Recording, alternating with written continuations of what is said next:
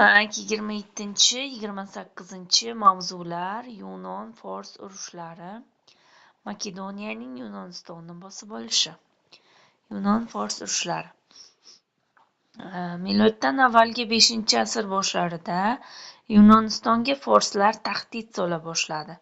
Fors shohi Doro bir dastlab Kichik Osiyodagi Yunon shahar davlatlarini bosib olib, Yunonistonga yurish qiladi. Birinchi jang miloddan avvalgi 490-yili Attika yarimorolining Marafon tekisligida bo'lib o'tadi va unda Yunon qo'shinlari g'alaba qozonadi. G'alaba haqidagi xabarni Afinaga yetkazish uchun eng yaxshi jangchilardan biri shaharga qarab yuguradi. Naq 42 kilometr yo'lni chopib o'tgan jangchi g'alaba deb shu zahoti yuragi yorilib jon bergan. Keyinchalik sport musobaqalarida olis masofaga yugurish marafon yugurishi deb atala boshladi. Miloddan avvalgi 480-yilda Yunonistonga qarshi Doro Birning o'g'li Kserks yurish boshladi. Tog'lardagi Fermopil darasi Yunoniston shimolidan janubiga olib boradigan birdan-bir yo'l edi.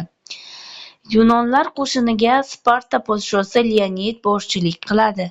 Ular Fermopil darasini matonat bilan himoya qildi va barchalari qahramonlarcha halok bo'ldi. Ushbu voqea 300 Spartalik jasorati nomi bilan tarixda qolgan. Yunonlar va forslar o'rtasidagi hal qiluvchi dengiz jangi miloddan avvalgi 480-yilda Tors-Salamin bo'g'ozida bo'lib o'tdi. Yunon shahar davlatlarining birlashgan floti forslarning harbiy flotidan kuchli bo'lgan. Bu jangda ham forslar yengilgan. Ushbu mag'lubiyatdan so'ng Kserks flot qoldiqlari bilan Yunonistonni tark etishga majbur bo'ladi. Miloddan avvalgi 479-yilda forslar yana bir bor Afinani bosib olishga urinib ko'rdi. Biroq Plateya shahri yaqinida fors qo'shinlari tor-mor etildi.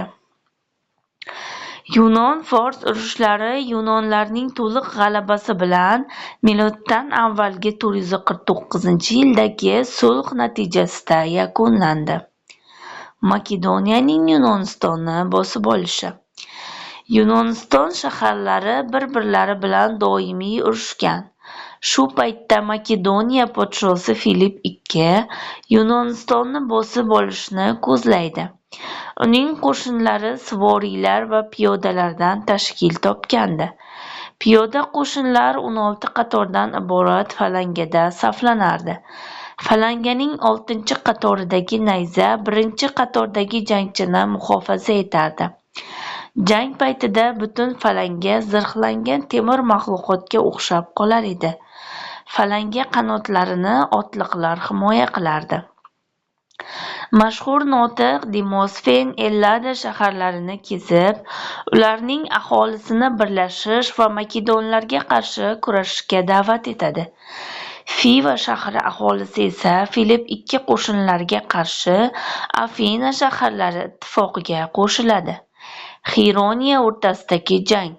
Miloddan avvalgi 338-yilda Yunonlar va makedonlarning asosiy kuchlari Xironiya shahri yaqinidagi Biotiyada to'qnashadi. Shiddatli jang uzoq davom etadi. Harbiy hiyla qo'llagan makedonlar ustunlikni qo'lga oladi. Ular chekina boshlaydi. G'alaba qilayotganiga ishona boshlagan Yunonlar ularni quvishga tushadi.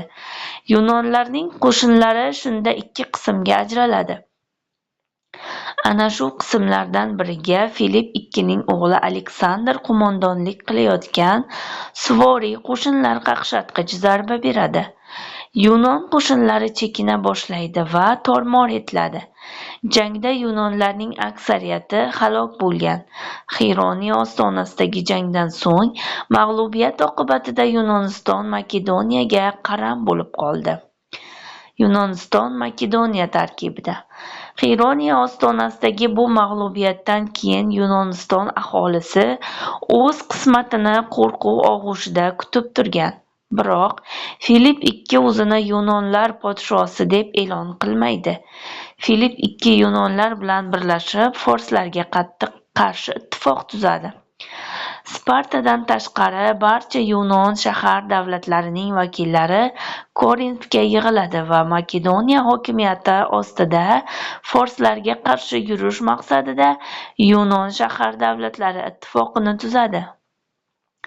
Ular murosada tinch totuv yashash, o'zaro urushlar olib bormaslik va bir-birining ichki ishlariga aralashmaslik to'g'risida bir qarorga keladi. Biroq Filipp ikki forslarga qarshi yurishini amalga oshira olmasdan xoinlarcha o'ldiriladi. Uning o'g'li makedoniyalik Aleksandr hukmdor bo'ladi.